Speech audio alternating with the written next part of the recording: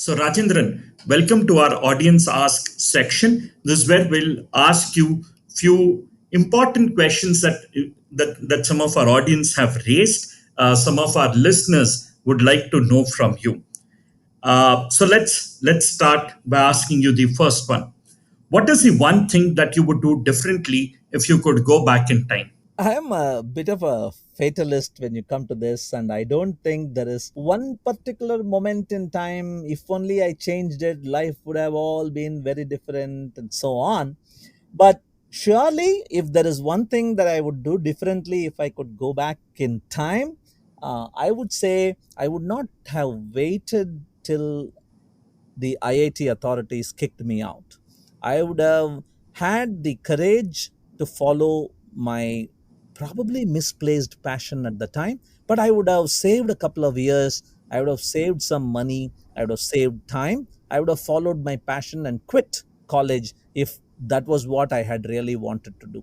I wouldn't have waited till the last moment. Super.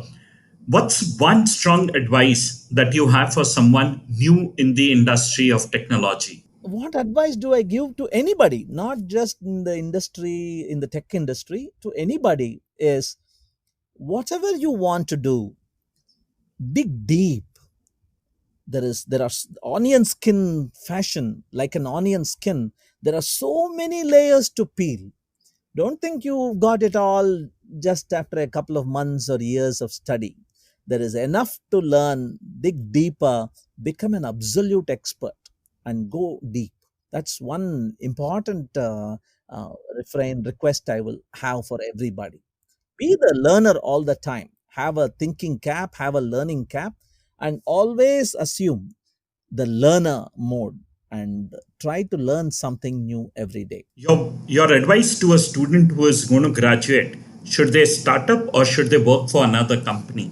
Okay, so if this question has even come in your mind, you have to work for some other company because the folks who are starting up have 1,000 doubts about 1,000 things, but they have no doubt that they have to start up. It is useful to gain some exposure to how a company operates, how a medium sized company manages funds, plans the roadmap, pays its employees, acquires talent, and all that. So, that is one advice they all give. But I have noticed also that when the most important reason you have to start up is when there is this uncontrollable urge, when there is this very clear and present problem that's facing you in front of you.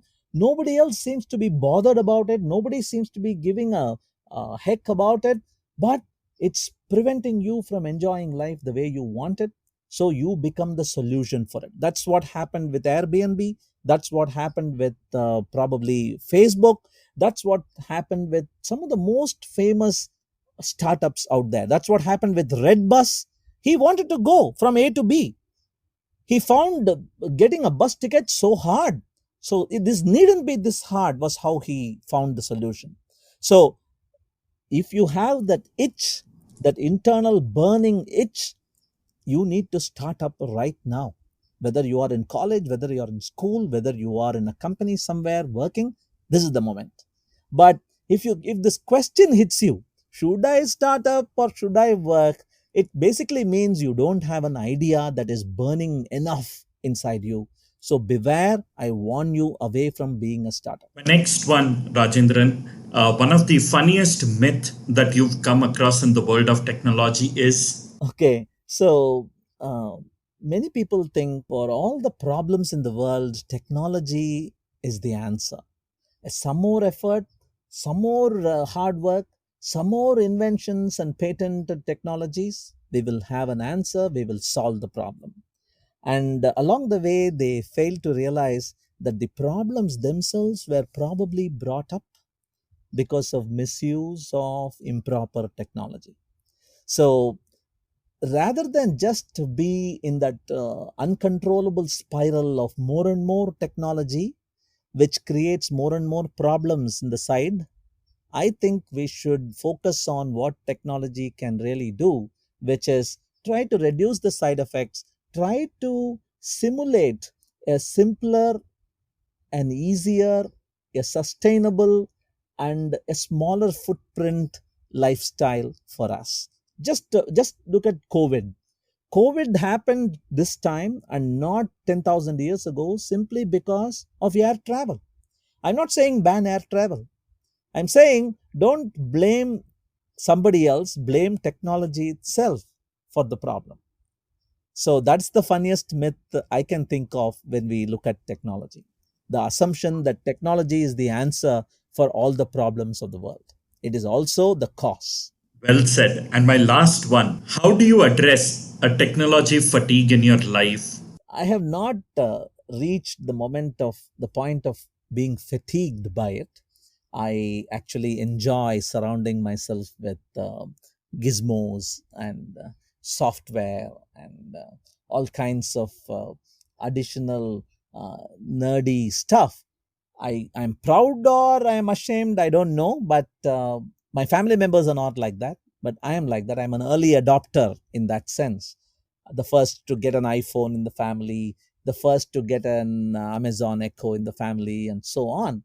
But beyond that, I think if somebody is stuck in fatigue and wants a way out, I think primarily it could be because they are pursuing technology for the sake of technology, for external validation. Technology should be seen as a window, using technology to achieve a particular non technological end, using technology to reach out to a person who is much farther than eyesight or much farther than earshot. Technology as a tool to achieve worldly ends, non technological ends, to communicate with people, to spread a message, to share a thought, to reconnect. I think you will never feel fatigue. You will feel fatigue if you are focused inwards to acquire pleasure, to listen to this kind of music, to eat this kind of food, to consume. If you are in the mode of consumption, I think you will feel fatigued. But if you're in the mode of creation, whether it is by writing, whether it is by creating a small piece of software that's going to go out and make a meaningful difference in the lives of millions of people out there in the world, if you're going to contribute something that's going to outlast your own life, some legacy that you can leave behind, I don't think you will be ever fatigued by technology. Wow, super.